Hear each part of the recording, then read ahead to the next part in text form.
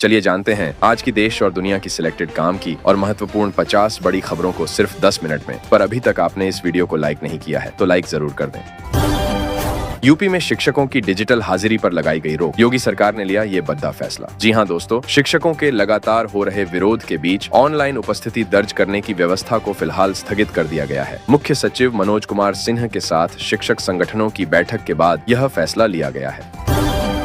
जम्मू कश्मीर के डोडा में सेना और आतंकियों के बीच हुई मुठभेड़ में सेना के एक अधिकारी समेत 4 जवान शहीद हो गए हैं और ये मुठभेड़ अब तक जारी है और पूरे इलाके की घेराबंदी कर ली गई है। वहीं डोडा हमले की जिम्मेदारी भी कश्मीर टाइगर्स ने ली है। AIMIM चीफ असदुद्दीन ओवैसी ने प्रधानमंत्री मोदी पर निशाना साधते हुए कहा कि मोदी बड़ी बड़ी बातें करते थे, कहते थे कि घर में घुसकर मारेंगे। अब क्या हो रहा है? आतंकवादी हमलों को रोक पाने में सरकार पूरी तरह नाकाम है। जी हां, असदुद्दीन ओवैसी ने डोडा जिले में हुए आतंकी हमले को लेकर केंद्र पर निशाना साधा। वहीं इस मामले पर नेशनल कॉन्फ्रेंस के अध्यक्ष फारूक अब्दुल्ला और PDP प्रमुख महबूबा मुफ्ती ने अपनी प्रतिक्रिया देते हुए कड़ी निंदा की है। महबूबा मुफ्ती ने कहा कि अब तक आतंकियों के सिर कट जाने चाहिए थे। वहीं पूरे घटनाक्रम को लेकर जम्मू कश्मीर के उपराज्यपाल मनोज सिन्हा ने कहा कि हमारे राष्ट्र की रक्षा के लिए सर्वोच्च बलिदान देने वाले बहादुर सैनिकों को श्रद्धांजलि। हम अपने सैनिकों की मौत का बदला लेंगे और आतंकवादियों और उनके सहयोगियों के नापाक मंसूबों को विफल कर देंगे। मौलाना तौकीर रजा ने किया सामूहिक धर्मांतरण कराने का ऐलान। बरेली प्रशासन से मांगी इजाजत। तौकीर रजा ने दावा किया है कि उनके पास ऐसे 23 प्रार्थना पत्र हैं जिनमें इस्लाम धर्म कबूल करने की इच्छा जताई है। इनमें 15 लड़कियां और 8 लड़के हैं। मौलाना ने कहा कि कई मुस्लिम युवतियां हिंदू धर्म अपना चुकी हैं, लेकिन किसी भी हिंदू संगठन ने इस पर विरोध नहीं जताया है। इसलिए हमारे इस कार्यक्रम पर भी कोई धार्मिक संगठन विरोध नहीं जताएगा। मनीष सिसोदिया को नहीं मिली राहत। सुप्रीम कोर्ट ने जमानत देने से कर दिया इनकार। जी हां दोस्तों, सुप्रीम कोर्ट ने दिल्ली शराब घोटाले में पूर्व डिप्टी CM मनीष सिसोदिया को जमानत देने से इनकार कर दिया है। सिसोदिया के वकील ने ED द्वारा अब तक 47 पूरक आरोप पत्र दायर करने का हवाला देते हुए जमानत की मांग की। अदालत ने सिसोदिया को अंतिम शिकायत दर्ज होने के बाद नया आवेदन दायर करने की छूट दी। गुजरात में चांदीपुरा वायरस का कहर। 5 दिन में 6 बच्चों की मौत। जी हां, सोमवार को गुजरात के हिम्मतनगर अस्पताल में चांदीपुरा वायरस से 6 लोगों की मौत हो गई। वायरस के बढ़ते संक्रमण के मद्देनजर स्वास्थ्य मंत्री ऋषिकेश पटेल ने कहा है कि इससे डरने की जरूरत नहीं है, लेकिन सावधानी बरतने की जरूरत है। ज्योतिष पीठ के शंकराचार्य स्वामी अविमुक्तेश्वरानंद ने केदारनाथ धाम में 228 किलो सोने का घोटाला होने का आरोप लगाया है। उन्होंने कहा कि हमारे धर्म स्थान में राजनीति वाले प्रवेश कर रहे हैं, यह गलत। केदारनाथ धाम में 228 किलो सोने का घोटाला हो गया, इसकी आखिर कोई जांच क्यों नहीं होती? वहीं दूसरी ओर श्री बद्रीनाथ और केदारनाथ मंदिर समिति ने मंदिर में किसी भी प्रकार के घोटाले के आरोपों का खंडन किया है। केदारनाथ धाम मामले पर कमलनाथ का बड़ा बयान। कहा कि भगवान केदारनाथ धाम से 228 किलो सोना गायब होने का यह पूरा मामला हिंदुओं की भावनाओं से खिलवाड़ है और आस्थाओं पर हमला है। दिल्ली में 2 दिन निकलेगा मुहर्रम का जुलूस। ट्रैफिक पुलिस ने जारी की एडवाइजरी। जी हां दोस्तों, दिल्ली ट्रैफिक पुलिस ने मंगलवार और बुधवार को मुहर्रम के चलते ट्रैफिक एडवाइजरी जारी की है, ताकि लोगों को आने जाने में किसी तरह की दिक्कत न हो और मुहर्रम का जुलूस शांतिपूर्ण तरीके से निकाला जा सके। दिल्ली पुलिस ने लोगों से अपील की है कि वो आज और कल ट्रैफिक गाइडलाइन के हिसाब से अपने सफर का प्लान बनाएं। CM योगी ने दिए मुहर्रम के जुलूस में कड़े सुरक्षा प्रबंध के निर्देश। कहा कि धार्मिक आयोजन के नाम पर अराजकता नहीं स्वीकारी जा सकती। प्रशासन व पुलिस अधिकारियों को अराजक तत्वों से पूरी सख्ती से निपटने का निर्देश भी दिया।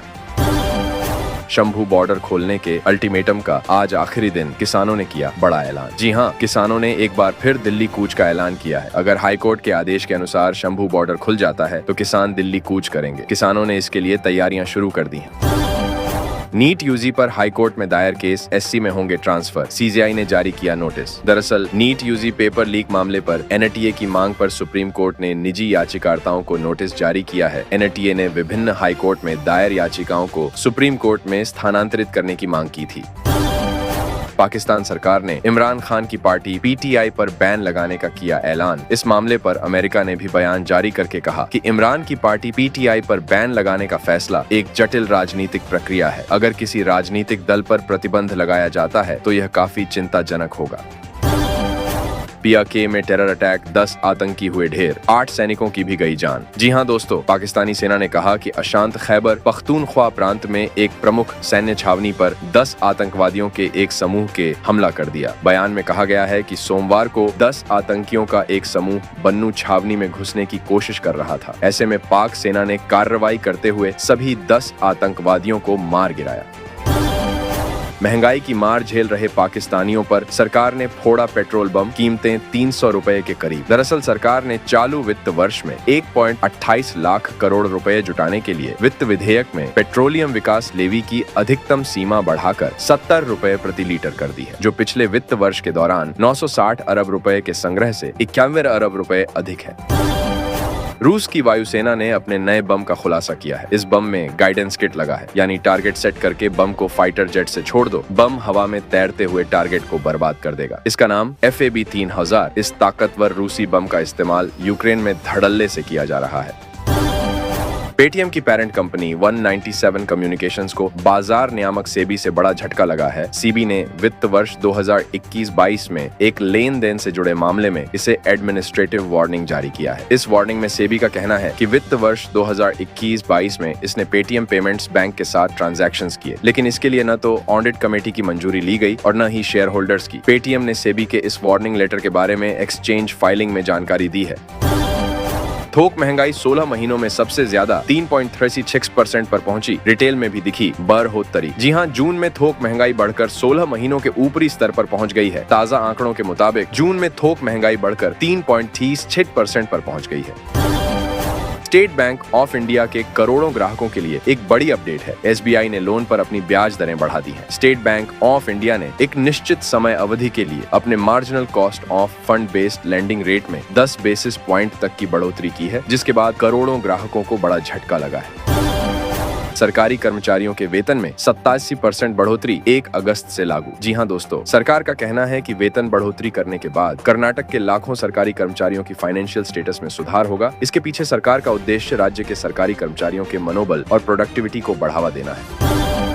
भारतीय जनता पार्टी ने तमिलनाडु में कानून व्यवस्था के लगातार खराब होने का आरोप लगाते हुए कहा है कि राज्य में हो रही राजनीतिक हत्या के लिए DMK सरकार जिम्मेदार है और देश भर में जा रहे राहुल गांधी न्याय दिलाने के लिए तमिलनाडु कब जाएंगे। बॉम्बे हाईकोर्ट का राहुल गांधी को लेकर बड़ा आदेश, कहा उनके पास शीघ्र निर्णय पाने का वैध अधिकार। कोर्ट ने कहा है कि कांग्रेस नेता राहुल गांधी को राष्ट्रीय स्वयंसेवक संघ के खिलाफ कथित टिप्पणी के लिए 2014 की मानहानि की शिकायत पर जल्द निर्णय पाने का वैध अधिकार है। संविधान के अनुच्छेद 21 सभी के लिए शीघ्र सुनवाई का अधिकार प्रदान करता है। केजरीवाल को नहीं मिली राहत, तिहाड़ जेल अधीक्षक ने दिल्ली HC में CM की याचिका का विरोध किया। जी हां, तिहाड़ जेल अधीक्षक ने दिल्ली उच्च न्यायालय में मुख्यमंत्री अरविंद केजरीवाल की याचिका का विरोध किया है। उन्होंने कहा कि दिल्ली जेल नियम 2018 का नियम 585 सभी के लिए समान है। शहीद अंशुमान के पिता का बहू पर गंभीर आरोप, कहा सारे पैसे लेकर ऑस्ट्रेलिया भागना चाहती है स्मृति। शहीद अंशुमान सिंह के पिता ने कहा कि स्मृति ने मेरे बेटे के साथ प्रेम का सौदा किया है, उसे मेरे बेटे से प्रेम नहीं है, वो सारे पैसे लेकर ऑस्ट्रेलिया भागने का प्लान कर रही है। दोस्तों, आज की खबरों में इतना ही। ताज़ा खबरों के लिए सब्सक्राइब जरूर करें।